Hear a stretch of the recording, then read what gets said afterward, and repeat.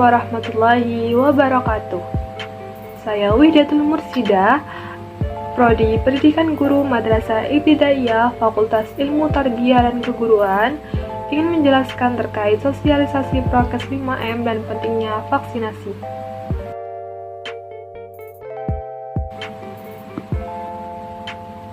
COVID-19 adalah penyakit yang disebabkan oleh virus Severe Acute Respiratory Syndrome Coronavirus 2 atau disebut juga SARS-CoV-2. COVID-19 dapat menyebabkan gangguan sistem pernafasan, mulai dari gejala yang ringan seperti flu hingga infeksi paru-paru seperti pneumonia. COVID-19 mungkin beberapa bulan terakhir kata tersebut sudah tidak asing di telinga kita. Awalnya hanya dianggap flu biasa dan akhirnya menjadi pandemi. Sudah banyak korban yang meninggal dunia karena pandemi ini. Banyak pihak yang menyayangkan lambatnya penanggulangan kasus ini.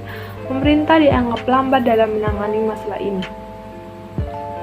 Mungkin kalau ditangani sejak awal tidak akan banyak korban meninggal dan tidak akan banyak penularan yang terjadi.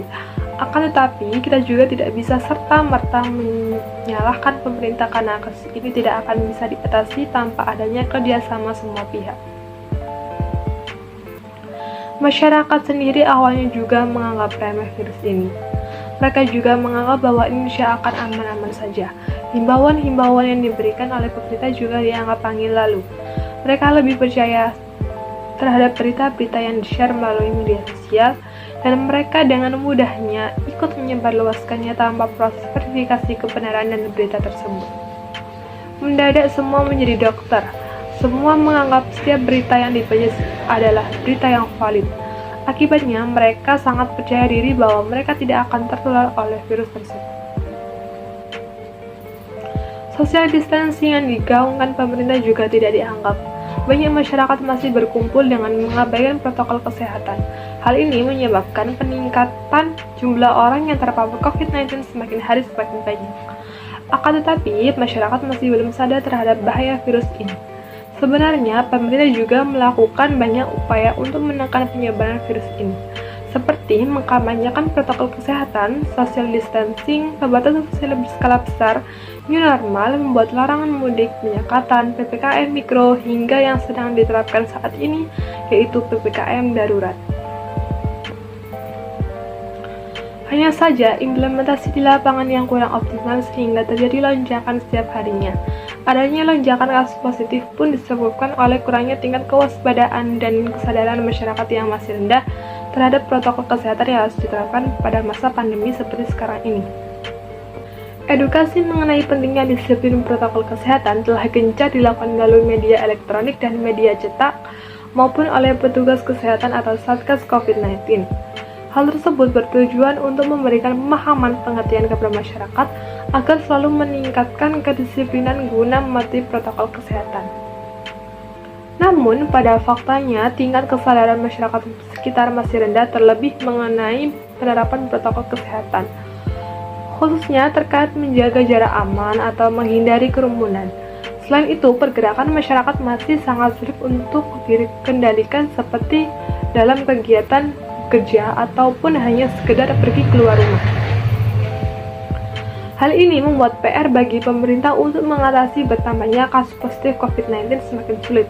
Dengan demikian, melalui media elektronik, pemerintah berharap bahwa masyarakat bisa lebih cepat mendapatkan informasi terkait sosialisasi pentingnya menerapkan disiplin protokol kesehatan 5M. Simak video berikut tentang protokol kesehatan 5M.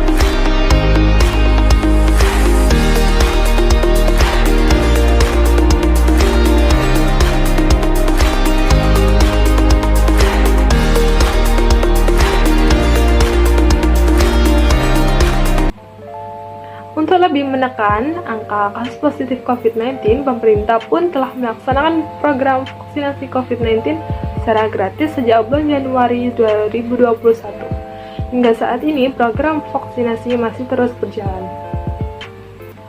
Nah, kita kenapa harus perlu vaksin? Jadi, berbagai upaya yang telah dilakukan untuk menghentikan pandemi COVID-19 ini tidak hanya kita di Indonesia, bahkan di seluruh dunia yang terkena pandemi ini sungguh luar biasa yang tidak pernah terbayangkan dalam hidup kita, tapi itulah hal yang ada di hadapan kita dan fakta yang ada. Sehingga upaya yang terus dilakukan di pandemi ini. Nah, vaksin dianggap sebagai senjata utama untuk menghentikan pandemi ini. Di era new normal, kita harus saling menjaga kesehatan serta menahan diri untuk tidak keluar rumah, kecuali urusan yang sangat penting. Di nasional sudah dilakukan oleh RI 1 Pak Jokowi pada tanggal 14 Januari 2021, kemudian meluas. Sasaran vaksinasi COVID-19 tahap pertama yaitu tenaga kesehatan. Tahap kedua dengan sasaran vaksinasi kepada petugas pelayanan publik, termasuk pedagang pasar, guru, petugas transportasi publik, dan lain-lain. Serta juga kelompok masyarakat lanjut usia mulai dari usia 60 tahun ke atas. Jika kelompok masyarakat prioritas ini bisa terlindungi lewat vaksinasi, maka lanjut penyebaran virus bisa ditekan untuk mengurangi beban rumah sakit dan meringankan tugas tenaga kesehatan.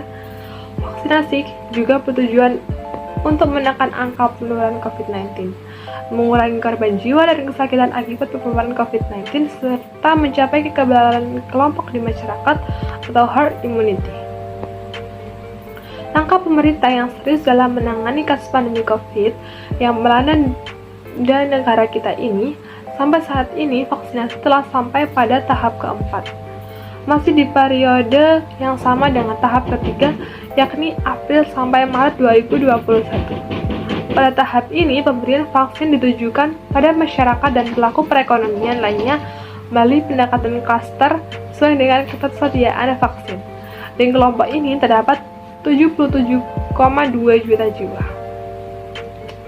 Seperti yang kita ketahui bahwa kekebalan kelompok atau herd immunity baru dapat tercapai bila mana 70% populasi telah memiliki kekebalan dalam jangka waktu durasi imunitas.